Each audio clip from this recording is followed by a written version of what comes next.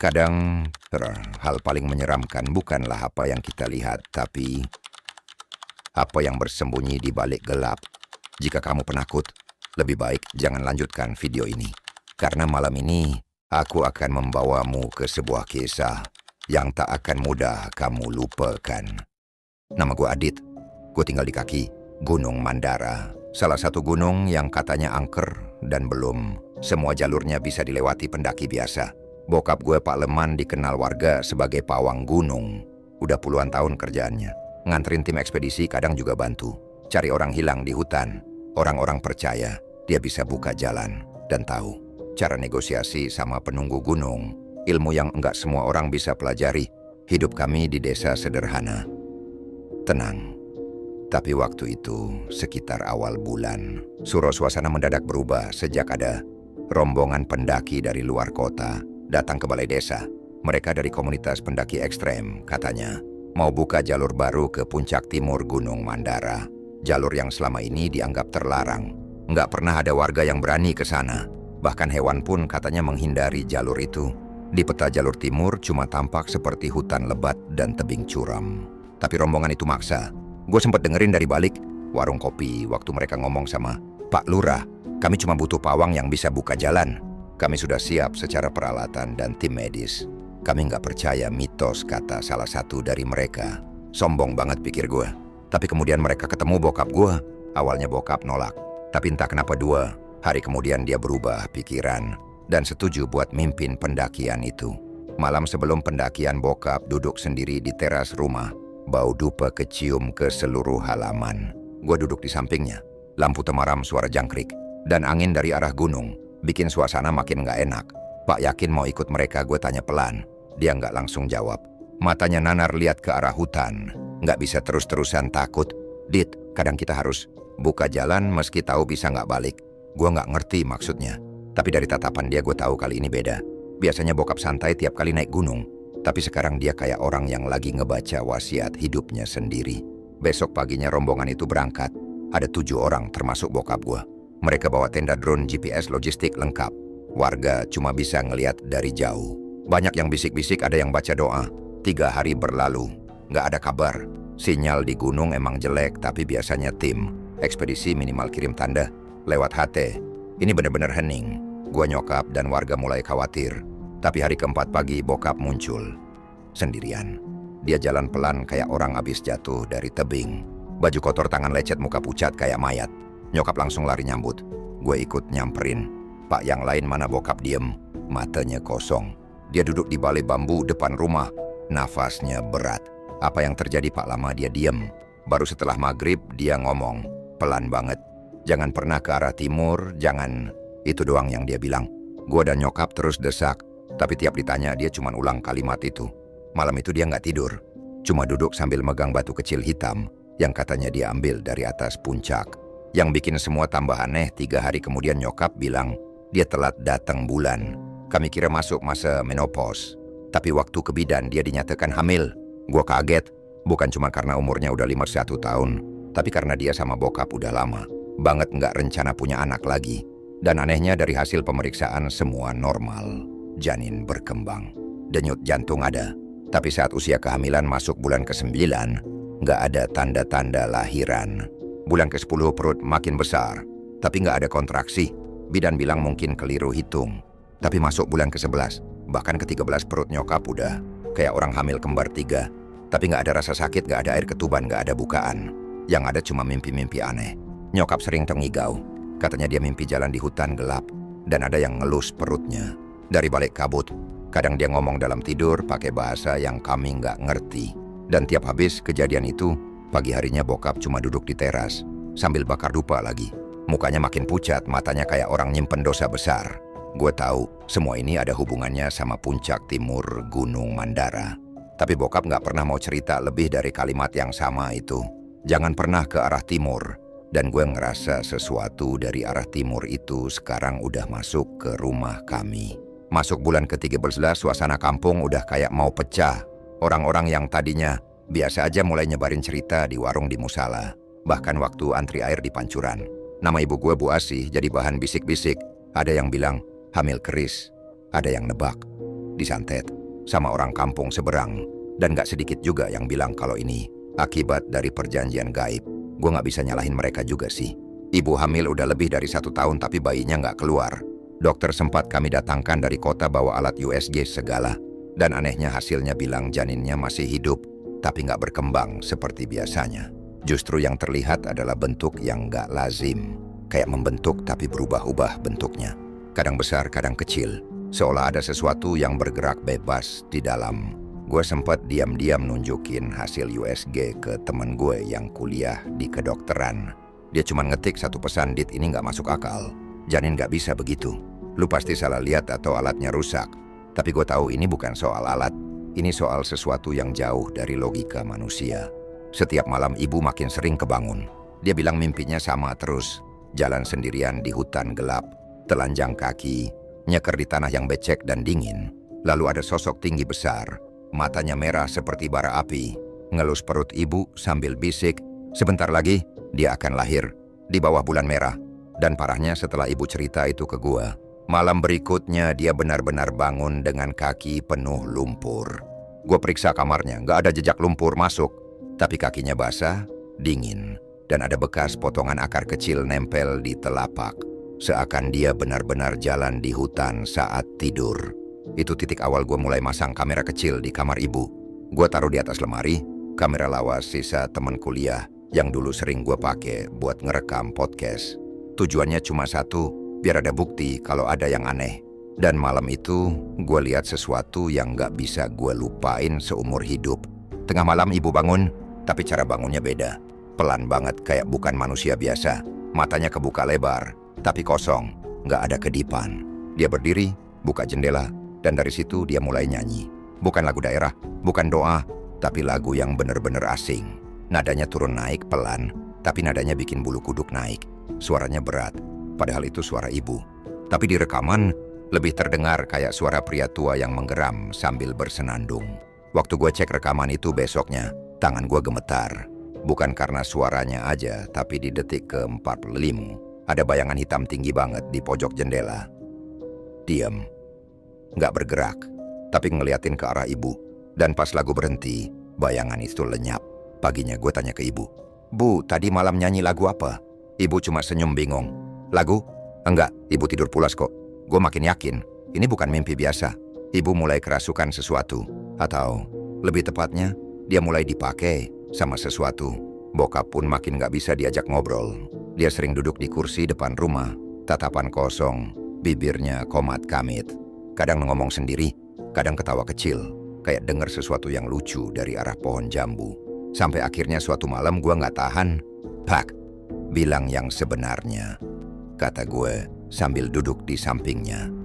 Dia diem, tangannya tremor, matanya merah, bukan karena nangis, tapi kayak kurang tidur. Gue ulang lagi, lebih tegas. Apa yang sebenarnya terjadi waktu di puncak timur itu? Bokap narik napas panjang. Aku buka jalan pakai dupa, bacaan, dan sesajen. Seperti biasa.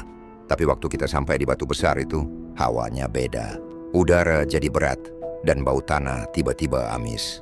Dia ngeberhenti sebentar, lalu lanjut. Salah satu pendaki bilang dia dengar suara perempuan nangis. Tapi yang lain gak dengar. Terus ada suara, entah dari mana, bilang, "Kau sudah injak tanahku.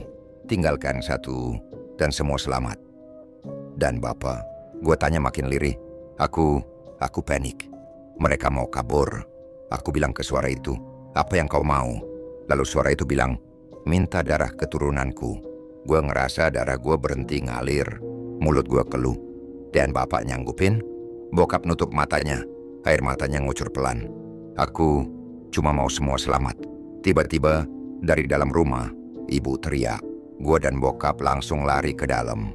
Ibu berdiri di tengah kamar, matanya masih kosong. Tapi kali ini mulutnya bergerak cepat kayak bacain sesuatu. Tangannya ngusap perut, lalu digaruk keras sampai merah. Dan yang bikin gue panik, perutnya. Gerakannya makin kenceng. Bukan cuma tendangan, tapi kayak ada sesuatu yang muter di dalam. Kayak ular. Gue peluk ibu, gue teriak minta dia sadar. Bokap coba bacain doa, tapi suaranya patah-patah. Gue bisa lihat di mata Bokap, dia takut banget. Beberapa tetangga datang karena dengar teriakan. Ada Bu Darmi, dukun beranak yang udah pengalaman puluhan tahun.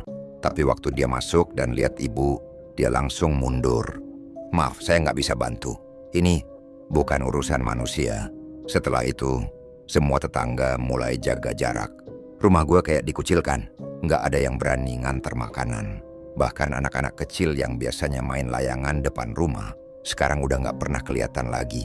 Ibu makin parah. Setiap malam mimpi yang sama. Sosok tinggi besar yang ngelus perutnya. Kadang dia bangun dengan tubuh dingin, seperti habis dicelup ke air sumur. Bibirnya biru tapi jantungnya masih berdetak. Bokap juga makin gak stabil. Dia mulai ngomong hal-hal aneh. Kayak dia udah gak sabar, dia mau keluar. Bulan depan, darahnya akan tumpah. Gue makin stres. Gue coba hubungi kawan bokap yang juga pawang dari desa sebelah. Namanya Pak Lurah. Dia datang sore itu. Begitu dia lihat ibu, dia langsung suruh gue ambil segelas air dan sebutin nama lengkap ibu dan bokap. Setelah dia baca-baca doa, dia bilang pelan, di dalam tubuh ibumu bukan cuma bayi, tapi juga perjanjian. Perjanjian apa, Pak? Perjanjian darah. Bayi itu bukan milik dunia kita. Dan kalimat itu jadi titik balik. Sejak saat itu, gue tahu satu hal. Ibu nggak akan bisa lahiran dengan cara biasa. Dan kalau janin itu sampai lahir, bukan bayi yang akan muncul, tapi sesuatu yang pernah dikubur di tanah tumbal puncak timur. Dan sekarang dia minta dilahirkan kembali. Gue berdiri di tengah kamar dengan kaki lemes. Napas gue ngos-ngosan, seluruh tubuh dingin. Di kasur, ibu gue masih tergeletak dengan tubuh bergetar. Tapi dia sadar. Matanya melirik gue pelan-pelan. Nafasnya berat. Dan dia terus pegang perutnya sambil komat-kamit. Darah di kasur udah mulai merembes ke bawah. Tapi nggak ada bayi. Yang ada cuma segumpal tanah basah dan potongan tali pusar yang seolah dipotong paksa. Bukan pakai alat medis. Kayak disobek kasar. Bau tanah itu aneh. Bukan bau tanah biasa. Bau anyir dan apek campur jadi satu. Gue langsung ambil handuk dan selimut. Gue tutupin tubuh ibu. Gue coba tenangin dia. Tapi bibirnya terus bergetar. Tangannya mencengkram baju gue kuat banget. Dia belum keluar. Masih di antara dunia. Katanya dengan suara lirih. Mata ibu gak henti-hentinya ngeliat ke jendela. Gue ikutin pandangannya. Tapi cuma kelihatan gelap. Angin malam masuk pelan. Dan suara lolongan anjing dari kejauhan bikin bulu kuduk gue makin naik. Beberapa tetangga yang masih berani bantu datang pas gue teriak minta tolong. Salah satunya Pak Lurah dan Bu Darmi. Mereka masuk dengan pelan. Dan begitu lihat tanah di atas kasur, mereka langsung saling tatap. Bu Darmi jalan pelan ke arah tempat tidur. Dan tangannya gemetar waktu dia pegang tanah itu. Ini tanah dari atas. Katanya pelan. Ini tanah tumbal. Gue langsung tanya buat tanah tumbal itu apaan? Pak Lurah duduk. Muka dia pucat. Dia mulai cerita pelan. Dulu, waktu zaman kerajaan masih berdiri di tanah Mandara ini, ada satu jalur yang gak boleh dilewati siapapun. Jalur itu bukan buat manusia. Di sanalah para pawang zaman dulu mempersembahkan bayi yang lahir dari garis darah tertentu. Bayi-bayi itu bukan dibunuh, tapi diserahkan. Ditanam hidup-hidup dalam upacara khusus. Mereka percaya bayi situ bakal jadi penjaga alam, penunggu abadi. Kalau gunung bergejolak atau ada roh jahat datang, bayi-bayi itu bakal bangkit dan jaga tempat ini. Gue diem, gue nyoba nyerap semua itu, tapi kepala gue mulai pusing. Dan sekarang, lanjut Pak Lurah, salah satu dari mereka minta lahir kembali. Malam itu gue gak tidur. Ibu dijaga ketat. Gue, Bu Darmi, dan 2 tetangga lainnya gantian jaga. Tapi sekitar jam 2 pagi, gue dengar suara ketukan dari dapur. Bukan suara biasa. Ketukannya pelan tapi beraturan. Tok, tok, tok. 3 kali diam sebentar, terus ulang lagi. Gue samperin pelan-pelan bawa senter kecil. Tapi gak ada siapa-siapa. Pintu dapur tertutup rapat. Gue buka pelan, senter gue sorot ke halaman belakang. Dan di situ, di dekat sumur tua, ada satu sosok berdiri. Gue langsung mundur. Sosok itu tinggi banget. Badannya hitam pekat. Nggak punya wajah. Tapi dari dada ke bawah bentuknya kayak tanah yang menggumpal. Dia nggak gerak. Tapi begitu gue tatap lebih lama, dari badannya keluar suara bayi nangis. Tapi nadanya aneh, datar nggak naik turun, kayak rekaman rusak. Gue langsung tutup pintu dan balik ke kamar ibu. Tapi ibu udah nggak di kasur. Selimut kebuka, darah masih ada, tapi tubuh ibu nggak ada di situ. Gue panik. Gue teriak manggil tetangga. Semua orang nyari keliling rumah. Gue cari ke depan, ke belakang, ke loteng kecil. Nggak ada. Sampai akhirnya, salah satu tetangga gue, Mang Ian, teriak dari arah ladang belakang. "Ibu kamu di sini." Gue lari ke sana. Dan gue ngeliat ibu lagi duduk jongkok di tengah lingkaran tanah yang basah. Di sekelilingnya, ada potongan-potongan kain putih, kayak jarik yang disobek. Tangannya kotor. Dan di tengah lingkaran itu, ada lubang yang cukup besar buat ukuran bayi. Dan di dalam lubang itu ada sesuatu yang bergerak. Gue nggak bisa lihat jelas, tapi gue dengar suara kayak suara napas berat. Dan tangan ibu ngelus-ngelus pinggiran lubang itu sambil senyum. "Dia udah balik, Dit. Dia udah bangun." Gue langsung tarik ibu keluar dari sana. Dan dibantu tetangga lain, kami bawa balik dia ke rumah. Tapi setelah malam itu, ibu nggak pernah sama lagi. Dia diem, nggak pernah ngomong, matanya kosong. Kadang cuma duduk di jendela, nyanyi lagu yang sama. Lagu aneh dengan bahasa yang nggak dimengerti siapapun. Kadang dia nyoret-nyoret tembok kamar pakai arang. Gambar aneh, lingkaran, garis melingkar, dan simbol kayak mata besar dengan tangan di atasnya. Gua udah coba cari bantuan ke orang pintar, ustadz, pendeta, semua. Tapi setiap kali mereka datang dan ketemu ibu, mereka langsung pergi tanpa banyak bicara. Salah satu dari mereka, orang tua dari desa seberang, bahkan bilang, "Ini bukan kerasukan, ini penyambung." Dia udah setengah di sini, setengah di sana. Minggu-minggu berikutnya, kampung makin gak tenang. Banyak warga mimpi buruk.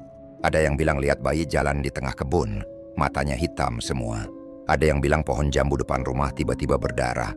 Dan satu malam, suara tangisan bayi terdengar dari atas gunung. Tapi bukan tangisan biasa, suaranya keras dan panjang. Seolah seluruh lembah nangis bareng. Warga mulai takut.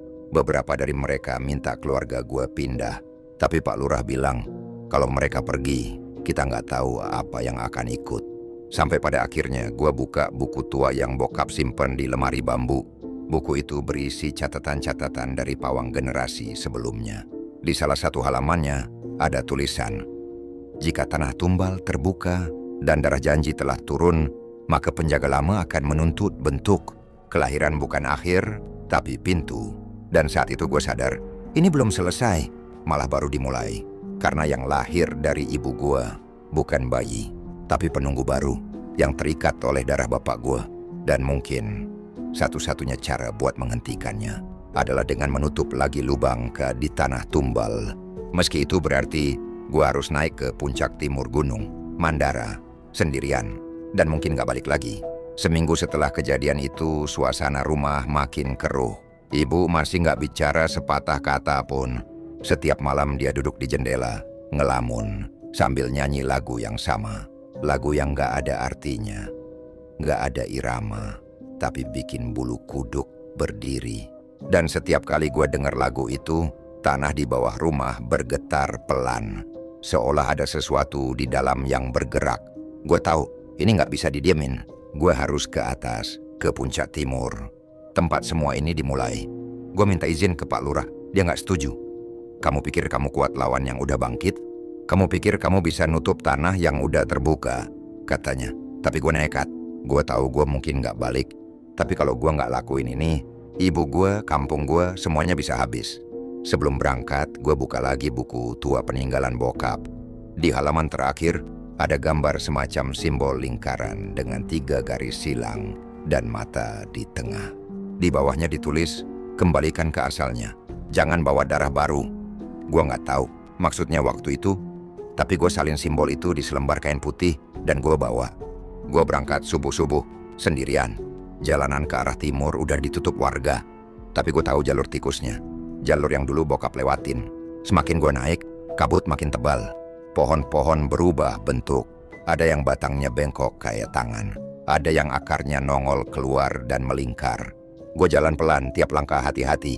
Di telinga suara-suara aneh mulai muncul. Kayak orang bisik-bisik, kadang kayak bayi ketawa, kadang kayak suara ibu manggil pelan. Sekitar jam 9 pagi, gue sampai di batu besar. Batu yang bokap bilang tempat dia buka jalur. Dan di situ, tanahnya kebuka. Ada lubang besar, di sekelilingnya banyak kain putih, kemenyan kering, dan potongan tali pusar yang udah kecoklatan. Bau amis langsung nyambut. Gue berdiri di tepi lubang itu. Dalamnya hitam, tapi gue bisa dengar suara dari dalam, bukan suara manusia. Suara berat dan dalam, kayak sesuatu yang udah tidur ratusan tahun baru kebangun. Gue ambil kain putih dengan simbol itu. Gue bentangkan. Gue baca doa yang gue tulis semalam, doa dari buku, doa dari hati gue sendiri. Tapi saat gue mulai bacain, tanah di sekitar mulai retak. Angin muter di atas kepala gue. Dan dari dalam lubang, sesuatu muncul. Bukan bayi, bukan juga manusia. Sosok itu tingginya hampir 3 meter. Badannya kayak terbuat dari tanah, akar, dan daging busuk. Di tengah dadanya ada mata merah menyala.